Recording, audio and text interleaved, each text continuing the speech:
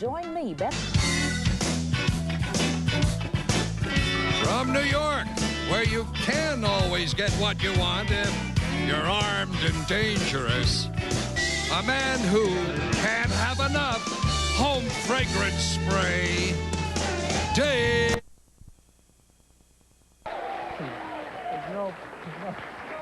There's no point now, I don't think. If you can do a little reconnaissance for us. We understand she's in the green room. Just go over there and, you know, strike up a conversation with you. Are you allowed to talk to stars? I guess so, yeah. Okay. And ask her if she could just come over here. See if you can just get her over here. Don't tell her anything. Just say, would you like to come over here? I have a friend who would like to say hello. Just, that's good. I have a friend who would like to say hello. And then when you get her right outside the doors, just let us know and I'll come out. And if you can't do it, don't worry about it. Okay. Because I'm not doing it because I just don't have the guts. All right, good luck. Good luck, and don't get hurt. Don't let her slap you around. Here goes. God bless her. She's a real trooper, isn't she? My gosh, she's all the way in there, isn't she? She's doing my dirty work. She's gonna get roughed up, is what's gonna happen. Where is Joan around? There, no, is that her? Yeah. Oh, look at this. This guy's nervous. The guy in.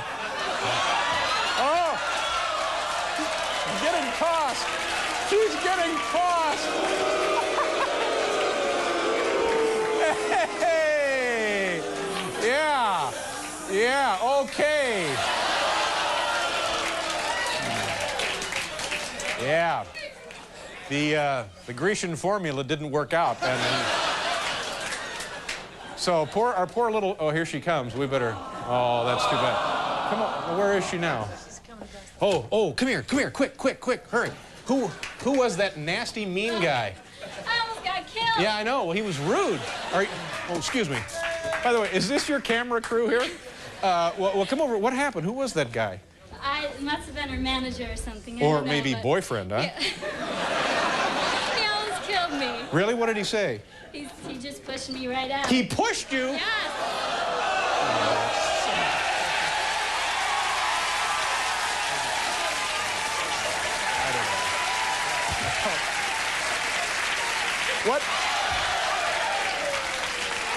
What's going on now?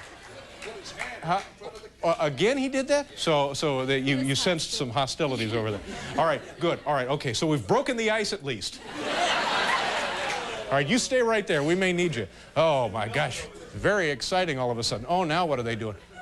Oh, they're in a huff. Everybody over there's in a huff. Anyway, kids, let's say hello to our good friend Paul Schaefer is over there. Paul.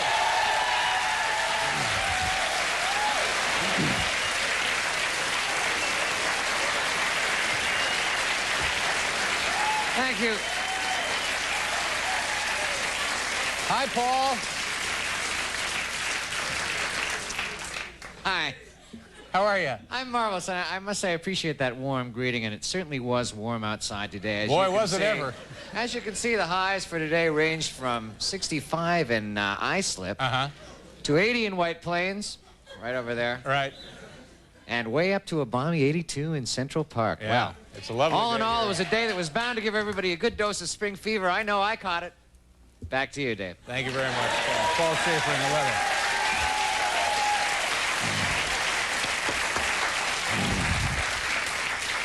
Well, I'm all jumpy about this. Are you okay? What was your name? My name is Brenda? Huh? Susan, are you all right? I'm fine. Nice job. Boy, you're really, I mean, see, now you know why I'm afraid to go over there. Yeah. But what do you, should we leave her alone or keep bothering her?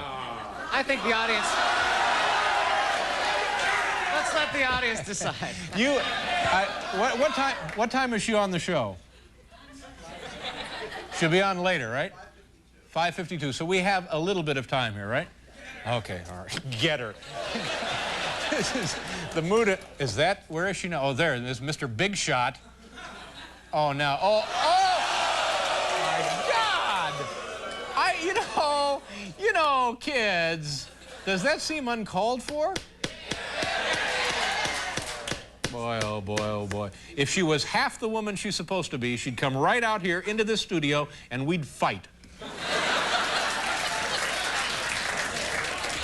I've never seen a display like that. They are really red hot, aren't they? Yeah. What we should do is get a lot of their perfume, get as many bottles of the perfume as we can, and pour it all over the floor and then light it.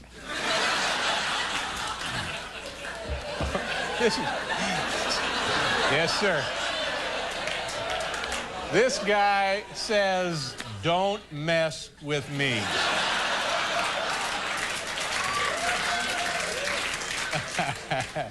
Oh, my God. I don't know. What do we do now? Let's do our... you know what, Paul? Let me mention who's on the program tonight. Tony Danza is here. Yeah. What does it mean? It means Dave? It's Italian-American Week here on Late Night. That's right.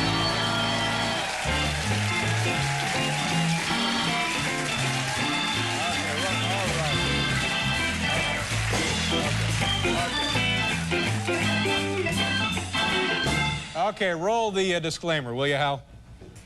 While it is Italian-American Week on Late Night with David Letterman, it should in no way be interpreted to mean that all Italian-Americans are in show business. Most Italian-Americans are hard-working, law-abiding citizens. Furthermore, use of descriptions or accounts of tonight's broadcast without the expressed written consent of Major League Baseball is strictly prohibited.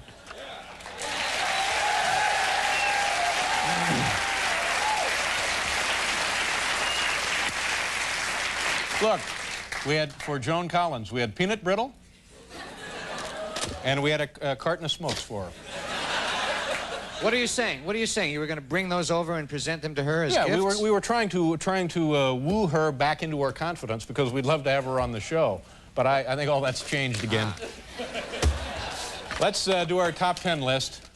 I've not really seen a display quite like that on an adult in some years. Yeah. Just a hand sticking out. Here is our top 10 list from the home office in Oklahoma City. We'll do this, and then I'm going to go over there and settle this whole mess.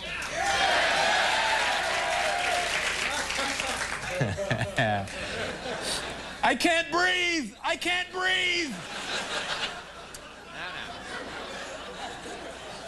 Spectacular. Spectacular? Yeah. Number 10. These are the top 10 things overheard at the Soviet elections. You know, they had the first free elections over there for the first time since 1917. And these would be things that you heard around the polling booths? In the Soviet Union. I see. Yeah, top 10 things overheard at the Soviet election. Number 10. I liked his campaign pledge, a kinder, gentler gulag. Number 9. Let me get this straight. First, they have the election, then they publish the results. Number 8. I chose Pepsi. Well, it tastes better. Number 7, how the hell did Jesse Jackson get his name on the ballot? Number 6, all right, Mr. Rose, that's $100 on Volkov for mayor. Number 5, isn't that blonde with Yeltsin, Donna Rice? Number 4, here's an absentee ballot from our deep cover agent Phil Scooter Rizzuto. Number 3, no, I said this was my first decent election in years. Number 2, number 2, I knew Joe Stalin. I worked with Joe Stalin. You're no Joe Stalin. And the number 1 thing overheard at the Soviet elections, perestroika? No, I'd rather have a pair of blue jeans. Thank you very much.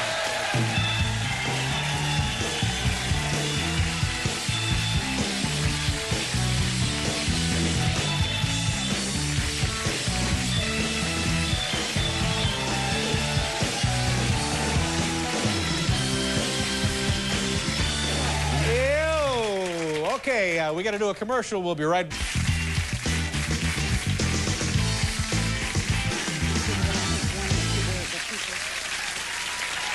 Is that her? Let's see it again. There she is. And this suits Let's get a shot of the bald-headed guy. Where is he? It definitely suits me, Mr. and I think Big it Shot, would suit quite pushing a few pages women. around. Oh, don't go in there again. There's going to be bloodshed. No. Our first guest tonight is... have a seat. Okay.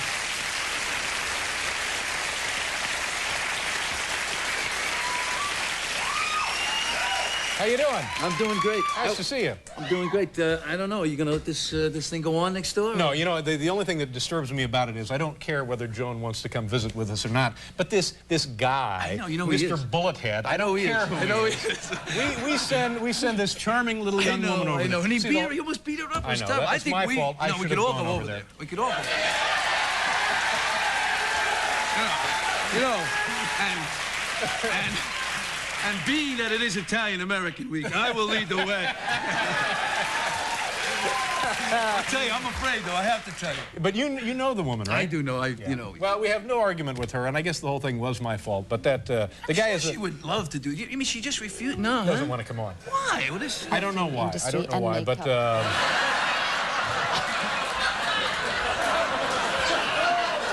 I don't know what that is. I have no idea what that was. Yeah. Anyway, is the last. Oh boy. The last time you were here was what? 2 years ago? Yeah, I know. Yeah. You know, I came in a couple of times. You were dark. Yeah, we had that long strike for about 6 months. It didn't help. Yeah. And then, you know, I'm a married guy now. I got a Congratulations. kid. I got to take the kids with me now, so, you know. When did you get married? 3 years now. 3 years. And big wedding, big Hollywood Big thing? Hollywood wedding, yeah. Well, I mean, a lot of relatives, you know. Yeah. You can only get so Hollywood in my family, you know. And there's only so much room. But a big Hollywood wedding out in California, Jerry Weintraub's house, you know. Oh, down the Pacific Coast Highway. That's right. Blue Heaven. What is that like? I've driven by there and seen the gates, but you know, when you name your house, Dave, you're talking. It's big. I never named my house. I don't know. There's little napkins with the name on it. You know, big. And on a bluff overlooking the Pacific? On a bluff overlooking. In fact, he said, Weintraub said, hurry up, I can't keep those sailboats out there forever. Yeah. You know, one of those. But it was a beautiful. Now, whom did you marry? Do we know the woman? Well, she's not an actress or anything. She's just a good girl. Good for you. And I'd like to say hello. Hello, sweetheart. She's in California. How did you meet? Well, you know, I chased her for about 4 years, and then she let me catch her. Yeah. You know, it's one of those deals. It's true, you know. She wouldn't go out with me. She felt that I was, you know, a little too wild for her. I don't know why, but she did. And but then once I, you know, it's funny. I went out on a first date with her and started talking about marriage. Is it on the first date? It's the weirdest thing I ever. And based on what? I mean, did it just come up naturally? I don't know. Oh, you were crazy about just knocked off your feet then. Yeah. I had a big honeymoon. Yeah, I went to Bora Bora in Tahiti. Where is that exactly? Far. Far, and they didn't name it Bora Bora for nothing. Whoa, not much to do there. You know, well, we did find something. You know. But you fly to Hawaii? Yeah, you fly to Papeete, which is really weird. You know, there's guys with machine guns running around. It's not exactly a vacation spot, you know. And then you go off to the island. You know. But and deserted? Nothing going on there? Nothing. Yeah. Nothing. You know, barely lights. I mean, there's a few restaurants on the island, and if you venture out of the compound, you cannot see the ground. It's so dark. I mean, you cannot see where your feet are going. But beautiful. But beautiful. No, you know, but after a while, though, how many times can your breath be taken away by the view? You know, you get a little... Get me a TV. That's what I want. No, it was wonderful. It was wonderful. Well, anyway, congratulations. I'm glad things are great for you. I got the baby. You know, I got a 2-year-old. Now, this is interesting. You have a son, 18, and a brand new 2-year-old baby. Is that spacing them out or what? Yeah, huh? yeah. My son's going to go to college next year. What is that like, having an 18-year-old son? Scary, Dave. Yeah. Scary. I mean, you got to realize that it's like having a guy living in the house that used to be this kid, you know, and now he's this guy. It's, you know. You know what I mean? Yeah. And, you know, I think, in general, it's scary now for kids. Does he remind you of how dangerous you might have been when you were 18? In fact, I think it's more dangerous now than it was when I was a kid. But besides that, what's great about being a young father is your memory is still good. You remember exactly how you felt. Yeah. You know, he's in love, he's this, he's that, he's doing things. You know, you seem to understand a little bit better. But having, and forgive me if I'm making an assessment here that's not valid, but having been kind of a wild guy, do you find yourself being more tolerant or more strict with the kid? I think the opposite. You know, you get more strict. It's like, you know, it's like this movie. You have a girl in it. Now, a girl presents a different set of problems, of course, but you know, you judge people as you are yourself. So every kid that comes to the door has everything that you had on your mind on his mind. Right. And so it, you know. I'm watching. I'm watching. Okay, we have to do a commercial, and we'll. Was the first television show you were on Taxi, or you done other things? Well, I had done a pilot that they showed on Christmas Day at noon. They didn't want you to miss it, you know. It was called Fast Lane Blues, and it was like a... Excuse me. It was like a Cannonball Run type thing. It was pretty awful. Now, and before that, you had been a guy wanting to be a boxer. You were a boxer. A fighter. You know, a guy saw me in the gym and came to see me fight. I got knocked down twice in the first 30 seconds of the fight. He comes to see, and I'm getting a beating. And the only reason why I remember I remember this because I saw it on film. I really wasn't even there. Wow. And then with about 15 seconds left, I hit the guy in the chin, and I win the fight. Is that right? I was so out of it, people were telling me, you won. I had no idea what they were talking about. It was really strange. And then after you had been working for a while on Taxi, is this true or not true? You were fighting again, and you invited everybody to come and see a fight? Yeah, I had a couple of fights. You know, some guys do movie of the weeks on their hiatus. I have a couple of fights, you know. But the strange thing was, I'd be in there fighting, you know, and then all of a sudden I'd be saying, gee, I hope this guy don't hit me in the nose. And that's when you get hit, you know, and then you start thinking But you must have enjoyed it to continue doing it like I really liked fighting. Yeah. I mean, fighting was cool. Training was a pain in the neck, but fighting was great. Do you still fight? I guess you can't practice fight, you can't can you? practice. Well, I used to go to bars and try, but I've stopped that now. No, I don't. I haven't. But you know, you've had an amazing career because what we just described there, you get on Taxi, which was a terrific show and is still being rerun everywhere and will be between now and the end of time. And then you have this show, Who's the Boss, which has been on 5 years. Yeah. And in the top 10. And you know who I had a couple of weeks ago? What are we talking about, Tony? On my show? No. Frank Sinatra. Is that right? That's right. I knew you were going to like this. Yeah, I knew you were going to like this. We had Frank Sinatra Jr. Well, so, there you go. So? But I did. I had Frank. He did the show, and he was terrific, and he was so great, and he took pictures. And, you know, my mother was a Bobby Soxer, you know, at the Paramount Theater. And she was the one who turned me on to Frank Sinatra. She used to scream and go crazy, and she was a big Sinatra fan, and she used to tell me, when I was in Taxi, when you introduce me to Sinatra, then you're a star. Yeah, all right, then so you've accomplished something. I flew her out, and she met Frank Sinatra. There he was. Did she melt when she saw the guy? Now, she's sitting there. I never saw my mother this quiet in my life, okay? So my mother's sitting... So my dressing room is right off the entrance of the building, and the makeup room is past that. So he comes in, and my daughter was in the room. So we're all in the room, my mother and this. My daughter was in there. So he saw my daughter. So instead of going to makeup, he goes right into the room. So now, after waiting all this time, he's in the room with my mother and Sinatra. And I had just given her a cup of coffee. She's sitting there frozen. I mean, it was incredible. So I said, Frank? Oh, yes. You had never met him before? No, I have met him. Hadn't met him before? In fact, I met him on Cannonball when I did Cannonball 2 with Burt. Yeah. And I went over to him and I said... Listen to how you talk. I know. Burt Reynolds, I mean. I'm sorry. I didn't mean it. I lost my head. I gotta go see Joan Collins. But when I was there, I went up to him and I said, Mr. Sinatra, I'm Tony Danza. And he said, the kid from Taxi? And he knew me, you know, so that was, so I had some history with him. But Did you invite him to be on the show? Is that how that happened? Yes, I ran into Tina Sinatra, who's a friend of mine, and I asked, you know, and you're always afraid to ask, as you know. Yeah. But I asked, and she said she'd ask him, and he liked the show. And then he said, this is a quote, don't worry, Tony and I are pals, we'll figure out how to do something there. Yeah. And pals. Pals. Did it... Terrific. I mean, you know. Did it turn out pretty good? Yeah, it was a great show. Yeah, it really was. He did jokes. He was funny. I mean, he was terrific. He was gracious. Anyway, my mother, after I introduced her, she's sitting there with the coffee. He says hello to her. He leaves. The coffee goes up in the air. She got crazy. She lost it completely. We had to carry her out.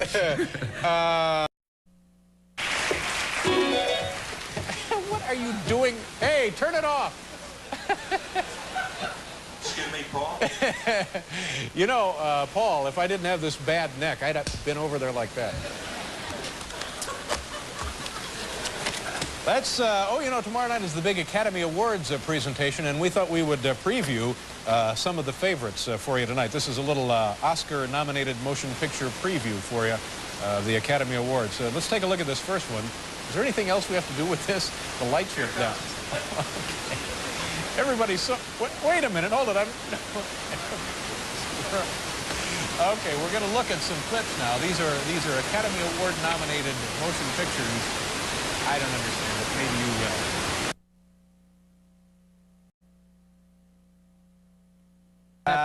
will. This year there was an abundance of outstanding acting from the movie Working Girl. In this scene, Sigourney Weaver accuses Melanie Griffith of stealing a memo. It aroused a lot of controversy at the time, and I think you can see why. It's the dream sequence from Martin Scorsese's Last Temptation of Christ. Look at, just see why that would...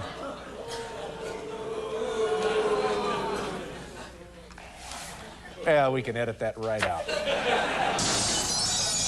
Over on Channel 5, there's a news report on a training camp for Wade Boggs' girlfriends. There it is right there. Wait a second. Over on Channel... Wait, Dave. Channel 5, these are movies nominated for Oscars. Right. This is not what's on other channels. Just play along, Leopold. Just play along. Over on Channel 5... Oh, my gosh. There's a news report on a training camp for Wade Boggs' girlfriends. And finally, ladies and gentlemen, finally, this is a clip from the movie Tucker. Here's one of the automotive genius's early setbacks, a car with raw meat-scented air fresheners. Tough here tonight. We'll be right back with Tom Coughlin. Well, I protect her from 22-year-old girls. You know, if they get too close to her, I shove them down.